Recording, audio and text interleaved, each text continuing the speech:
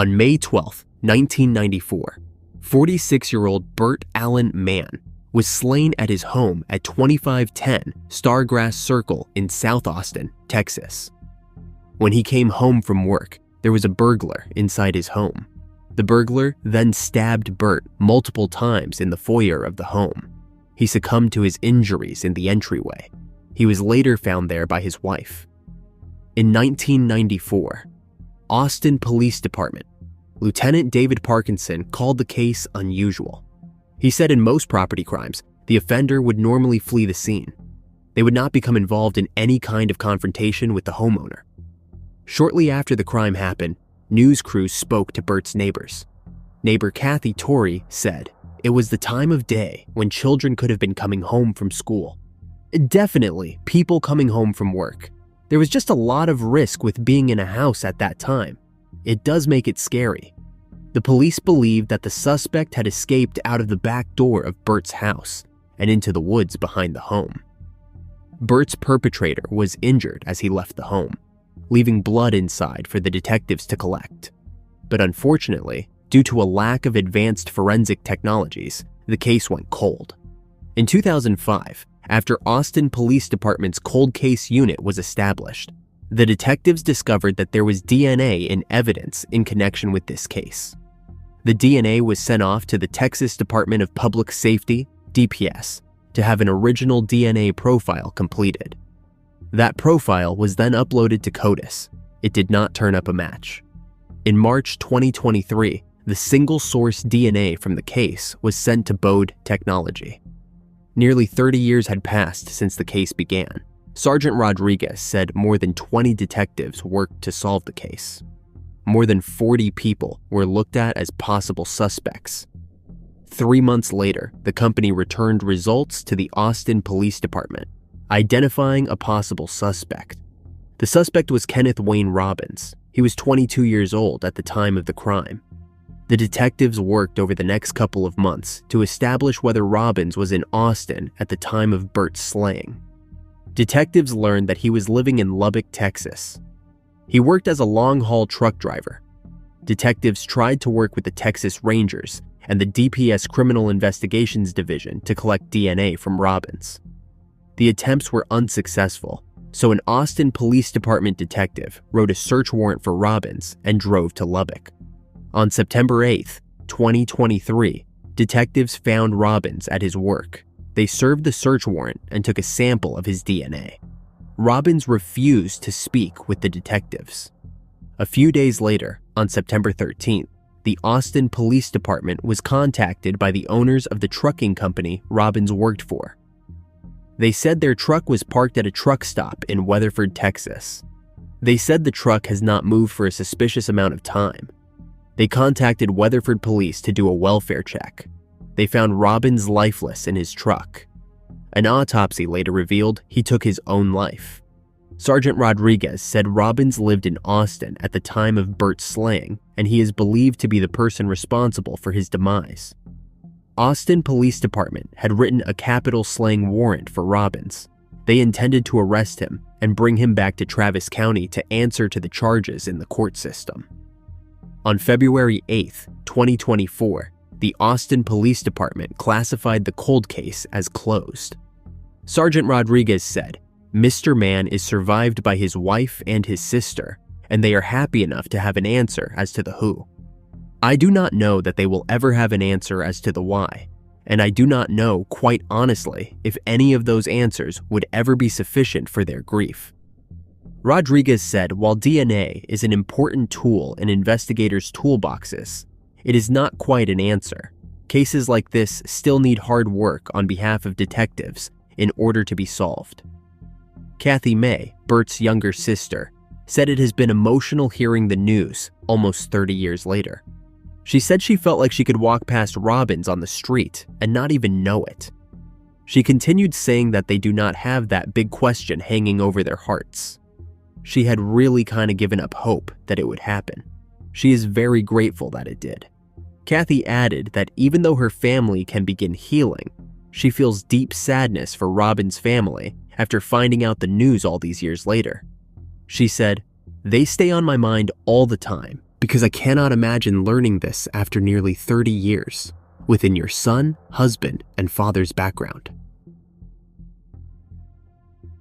On March 24, 2012, at 3:36 a.m., 34-year-old Julio Torres was shot and slain while sitting inside his vehicle in the parking lot of the West Reading Diner in West Reading, Pennsylvania. About 2 months later, on May 9th, Jomaine Case, who was 22 at the time, was arrested in connection to the shooting. Investigators later determined that Case was not the person that shot Julio. He was, however, involved in the incident. He was convicted for his involvement. Case and an unidentified gunman had argued with Julio in the parking lot of the diner. Julio was then shot and slain shortly after. There was no information that indicated that Julio knew Case or the unidentified gunman prior to the shooting. Surveillance video from the diner showed Case and the unidentified gunman holding styrofoam cups just before the shooting. Those cups, including one with a bitten-off piece, were collected from the crime scene as evidence. The cups and bitten piece were sent to the Pennsylvania State Police Forensic Crime Laboratory for DNA analysis. An unknown man's DNA profile was developed from the bitten-off piece, but did not match any of the samples contained within existing DNA databases. Another DNA profile, which was linked to Case, was also found on one of the styrofoam cups. The investigation revealed that the gunman was from New York City. He was visiting the area of Reading, Pennsylvania, on the night of the shooting. The gunman remained unidentified, and the case went cold for several years. In 2023, the investigation was reviewed and re-examined by the Berks County Detectives Unit and West Reading Police Department as part of a cold case initiative launched by the Berks County District Attorney's Office. A picture of the alleged gunman was taken with a cell phone in 2012 at a party before Julio's slaying. The photo was extracted from the phone and retained by investigators. In November 2023, investigators used facial recognition software to help identify the person in the photo. Investigators later determined that 39-year-old Vallis Slaughter was the person in the picture. He was originally from Brooklyn, New York. 1 month later, in December, Slaughter was found living with his mother in Jersey City, New Jersey. Investigators then conducted surveillance at the Jersey City address. 2 months later, on February 9th, 2024, investigators spotted Slaughter walking on the sidewalk. He was smoking a cigarette on the 200 block of Fulton Avenue in Jersey City. Before entering his mother's home, Slaughter threw his cigarette onto the sidewalk. The cigarette butt, which was still smoldering, was then collected by detectives. It was sent to the Pennsylvania State Police Forensic Crime Laboratory for DNA comparison to the DNA profile that was initially developed in the case. In March 2024, the laboratory told investigators that the DNA extracted from the cigarette butt matched the DNA profile initially identified on the bitten piece of the styrofoam cup. An arrest warrant for Slaughter was obtained on March 18th by West Reading Police and the Berks County District Attorney's Detectives Unit. He was taken into custody 2 days later at around 6:15 a.m. by Jersey City Police at his mother's home. He is charged with slaying, criminal conspiracy, aggravated assault, and other related offenses. Slaughter is being held at the Hudson County Correctional Facility in New Jersey and is awaiting extradition to Berks County, Pennsylvania. On October 10th, 2005, baby Skylar was found wrapped in newspapers and a towel. She was stuffed in a hotel plastic bag in a trash can in a Terminal 4 women's restroom at the Phoenix Sky Harbor Airport in Arizona. She was found by staff that went to help a passenger try to find a missing laptop. As the maintenance workers were going through the trash in a bathroom on the ticketing level, they discovered a black garbage bag stuffed with hotel monogrammed towels. Investigators believe baby Skylar lived for just 24 hours before she was abandoned at the airport. Although she had only been deceased for a matter of hours, the infant's hair and eye color, height, weight, and cause of demise have never been made public. The medical examiner later determined that baby Skylar lost her life from asphyxiation, launching a slaying investigation.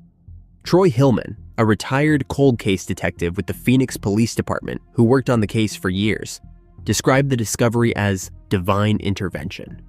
Hillman said that if the businessman had not lost his laptop, baby Skylar likely never would have been found.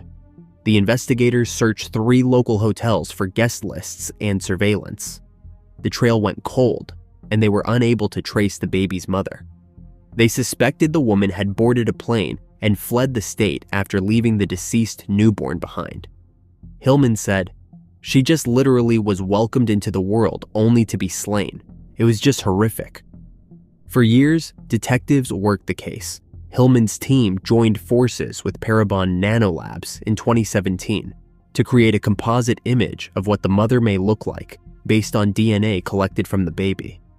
In November 2021, after 16 years, there was finally a break in the case. The FBI helped officers use genetic genealogy to find a maternal match for the victim. That was cross-referenced with DNA collected from the scene. They identified someone in the family tree. That person consented to a DNA sample, which led the investigation further to 51-year-old Annie Anderson. In January 2022, the police served a search warrant and interviewed Anderson. She confirmed she was the baby's mother. Court documents show plainclothes officers asking Anderson to come outside her home in Arlington, Washington, to look at her car. That was when the police arrested her, just 3 days before Christmas, 2023, without incident. She was jailed in Washington. She was then extradited to Arizona and booked into Maricopa County Jail. Hillman expressed his frustration knowing that the baby girl could have survived if Anderson had dropped her off at a hospital instead of leaving her behind. Lieutenant James Hester of the Phoenix Police Department explained that Anderson was visiting the city in October 2005 for a real estate boot camp. He said she gave birth to Skylar at another location before dumping her in the airport bathroom. Anderson is accused of multiple criminal offenses, including slaying and abandonment or concealment of a deceased body. Police know who the father of baby Skylar is. They do not believe that Skylar's father was involved, and Anderson faces first-degree slaying charges. During Anderson's April 2024 hearing, new information was released. She said she gave birth in a hotel room, claiming that the baby was stillborn and delivered into a bathtub filled with water. However, the report says her claims were inconsistent with the medical examiner. The trial or sentencing date must still be announced. Skylar is buried at Paradise Memorial Gardens in Scottsdale, Arizona. On October 25, 1991, Newport, Rhode Island resident Brent Davis was shot and slain at the Brickenwood housing project. After Brent's demise, witnesses identified the suspect as an individual named Bobby. Investigators then created a sketch composite of the suspect. They were able to identify 2 of his relatives who were living in New Bedford. The relatives told investigators that Bobby was also known as Ronaldo Suriel. He was from New York City, but authorities were ultimately unable to find the suspect. The case went cold with no arrests made. The case remained frozen until 2020, when the district attorney's cold case unit began looking at it again. According to the district attorney's office, State Police Trooper Catherine Sullivan soon determined that Ronaldo Suriel was likely also an alias and began interviewing witnesses and others known to associate with Bobby. Through the interviews, investigators learned that the shooting was a result of an illegal substance distribution dispute. They also discovered that Bobby was originally from the Dominican Republic. He fled the city shortly after Brent's demise. One witness admitted to investigators that at the time of the shooting, he and Bobby had been selling illegal substances together. After the shooting, the witness told authorities Bobby came to his girlfriend's apartment and told him Brent was not alive anymore and that he needed to leave New Bedford. Sullivan soon tracked down and spoke to a close relative of the suspect who previously lived in New Bedford. The relative identified Claudio Jorge as the person behind both aliases. They also provided investigators with photos of him that matched the composite sketch from 1991. While Jorge was incarcerated multiple times before Brent's slaying, records show that he was free at the time of the shooting. Additionally, investigators obtained photos of Jorge from the relative and showed them to witnesses. The witnesses confirmed that Jorge and Bobby were the same person and that he had shot Brent. On January 29, 2024, the district attorney's office said in a news release that they believe Claudio Jorge, a Dominican Republic native with a long criminal history, was responsible for the slaying. Jorge was arrested in New York in 1992. He was then deported to the Dominican Republic in 1998. He was 40 years old when he was slain there in 2006. At the time of his demise, someone was trying to rob him. District Attorney Thomas Quinn said in the release, "This case further shows our office does not give up on solving cold cases and will continue to put resources into investigations of cold cases." On May 6, 2008, Shawn Stevens from Lorain County, Ohio, was brutally shot in the back. She was beaten and assaulted. She was then stuffed into the trunk of a car and left till she lost her life behind an abandoned building. Shawn was 43 at the time. She was hiking in the Carlisle Reservation. She was picking mushrooms like she normally did when she was attacked without warning. Matthew Plass, then 25, passed by Shawn while she was hiking near the duck pond in the Metro Parks. As he walked past her, he greeted her and said something like, "Nice day, is it not?" She went to turn around and he then shot her in the back without warning.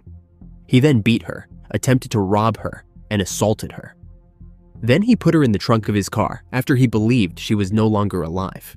She was still alive and able to attract the attention of passers-by.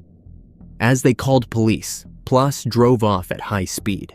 He then dumped her behind a closed business on Oberlin-Elyria Road. Plass pleaded guilty in November 2009 to charges of kidnapping, aggravated robbery, attempted slaying, and felonious assault, and was sentenced to 33 years in prison. The attack left the mother of 4 and grandmother of 7 paralyzed from the waist down. She spent most of her time in bed or a wheelchair. She was in constant pain. Lorain County Prosecutor J.D. Tomlinson said, "It has just haunted me. Every time I drive by the duck pond, I think about the matter." He also said the attack appeared to be random. Shawn herself said that the 33-year prison term handed down to Place was not nearly enough years in prison. She said, "I wish the judge would have shown him the same mercy he showed me, which was none." Shawn passed away on December 29, 2019, at the age of 55. Lorain County Coroner Dr. Frank Miller ruled her demise as a result of complications from the 2008 attack. The month after her demise, her husband, Mark Stevens, said he wanted Place to serve more time in jail. Mark passed away in July 2020, 7 months after his wife's demise. Shawn's daughter, Carol Schaffer of Fairview Park, echoed her mother's sentiments. She said, 33 years is not enough. He just had gotten out of jail when he did this. He is a Tier 3 offender. Do you think he is not going to come out and do it again? And he cannot even say sorry." Carol was unofficially adopted by Shawn at 4 years old. She said her mother was there for every major moment in her life, from her first fight in school to the birth of her first child. Shawn suffered nerve damage from the attack. She was bedridden and in pain for more than a decade because of it. Plass robbed her of time in her children's and grandchildren's lives. She never got to take her grandchildren to the zoo or the duck pond she loved to visit. After Shawn's demise, Prosecutor Tomlinson says the case was then sent to former Lorain County Prosecutor Dennis Will for review. It was never sent to the grand jury. Tomlinson said, "Indeed, even after I was elected, though I was unaware of it, the Shawn Stevens matter stalled again." Fast forward to late 2023, the Stevens family reached out to the prosecutor's office seeking an update on the status of the case. Tomlinson said the files was then quickly located. He saw the case was assigned for evaluation and referral to the grand jury. Tomlinson said Plass was indicted on slaying charges in the case. Tomlinson said, "The reason we can bring this charge is because Assistant Prosecutor Peter Gauthia refused to plea bargain the first case. And thus, when Shawn passed away, we had the element we needed to charge the slaying. An indictment handed up on February 21st charges 41-year-old Place with 4 counts of slaying, all with firearm specifications court records show. He is currently incarcerated at Mansfield Correctional Institution. No new trial date is set for Place. If convicted, he faces the possibility of life in prison with the opportunity for parole. Tomlinson said, "Although justice has been delayed in this case, it will not be denied. We are going forward." Court records show Place pleaded not guilty when he was arraigned in the slaying case in April 2024. A judge will decide whether the accused perpetrator, Matthew Place, currently serving a 33-year prison sentence for the 2008 attack that severely injured Shawn Stevens, will continue to face slaying charges, or if those charges are forbidden by law under double jeopardy. On January 13, 2013, 3 people from Montgomery, Alabama, were found deceased inside a silver Dodge Charger along Interstate 85 ramp in Union City. An officer stumbled upon the car, sitting idly on the northbound exit ramp. Inside the car were the bodies of 32-year-old Cheryl Colquit-Thompson, 33-year-old Quinones King, and 43-year-old Rodney Cottrell. Cheryl was found deceased in the trunk from strangulation. Quinones and Rodney were found lifeless from asphyxiation in the back seat. It was determined that all 3 victims were tortured and slain in Clayton County, then dumped in Fulton County. The victims were lured to a residence on Magnolia Drive in Jonesboro. They were then forced into the home at gunpoint and then tortured and slain. They were later loaded into the Dodge and taken to Fulton, where the vehicle was dumped. The families of the victims had suspected that their slayings were a setup. Due to a lack of evidence, the case remained unsolved and went cold, until a breakthrough finally came. On May 8, 2024, the sheriff's office obtained 12 slaying warrants for the suspects. They immediately started locating them. 4 people have been arrested in connection to the case. The suspects were taken into custody in Alabama, North Carolina, and South Carolina. Officers did not say how the 4 suspects were tied to the case. Details about their arrest have also not been released. Keontae Harris, Kevin Harris, Kenneth Thompson, and Daryl Adams have been arrested. They are all charged with 3 counts of malice slaying. One of the suspects, Keontae Harris, is an assistant principal at McAdory Middle School in Jefferson County, Alabama. He has been placed on paid administrative leave while he is being investigated. Superintendent Walter Gonsulin said as more facts become available, they will act according to their district's policy. 11 years after the slaying, Tony Garrett with Central Alabama Crime Stoppers still remembers the pain the victims' families felt. Garrett and his team are trying to see if their efforts helped lead to the arrests. He said, "We are still offering the reward for this case, so we are waiting for them to get back to us to see if they had a tipster or if they had information come in to solve the case." Garrett said, "No matter how old the case is, it is still approached with the same urgency. Thanks to new technology, many more cases are being solved." Law enforcement agencies in Clayton County, Georgia, are leading the investigation. So far, it is not known what led investigators to the suspects. Crime Stoppers is in touch with the victims' families. They say they will speak out when they are ready. A grand jury indicted Keontae Harris, Daryl Adams, Kenneth Thompson, and Kevin Harris. The date of their next court appearance must still be announced.